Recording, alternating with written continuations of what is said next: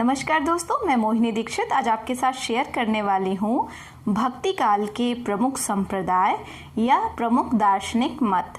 दोस्तों, जो हमारा भक्ति काल है उसे अगर देखा जाए तो वो कहीं ना कहीं कुछ प्रमुख दार्शनिक मत हैं जिन पर आधारित है। कोई भी हमारे संत हैं या कवि हैं वो कहीं ना कहीं किसी न किसी रूप से इन दार्शनिक मतों से प्रभावित दिखाई देते हैं, उनसे सहमत दिखाई देते हैं।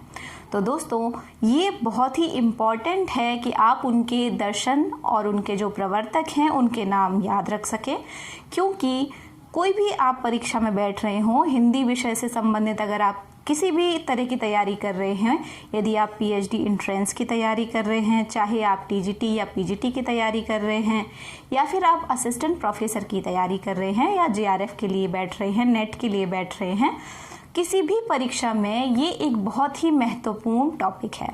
तो दोस्तों, इसको याद करने के लिए मैंने एक बहुत ही आसान सी शॉर्ट ट्रिक बनाई है।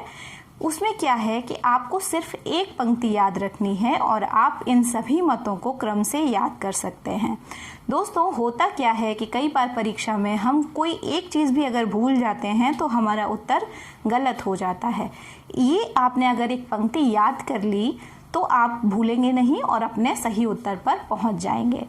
दोस्तों, बहुत ही आसान सी पंक्ति है जिसे आप एक या दो बार सुनेंगे या पढ़ेंगे तो वो आसानी से आपको याद हो जाएगी। तो देखते हैं ये पंक्ति।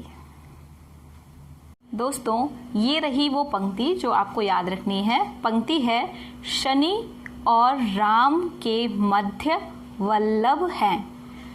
शनि जो शब्द है इसमें दो अक्षर हैं, श से है शंकराचार्य और इनका जो दर्शन है वो है अद्वैतवाद।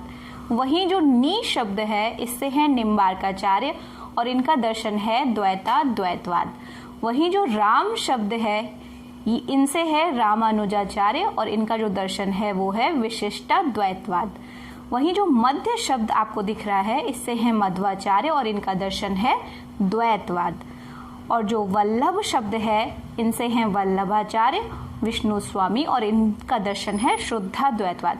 दोस्तों, जो विष्णु स्वामी हैं वो प्रारंभिक शुद्धाद्वैतवाद के प्रवर्तक माने जाते हैं और आगे ले जाने का, इस मत को आगे ले जाने का काम वल्लभाचार्य जी ने किया था, लेकिन प्रारंभिक रूप से इसके जो प्रतिष्ठाता हैं वो विष्णु स्वामी हैं।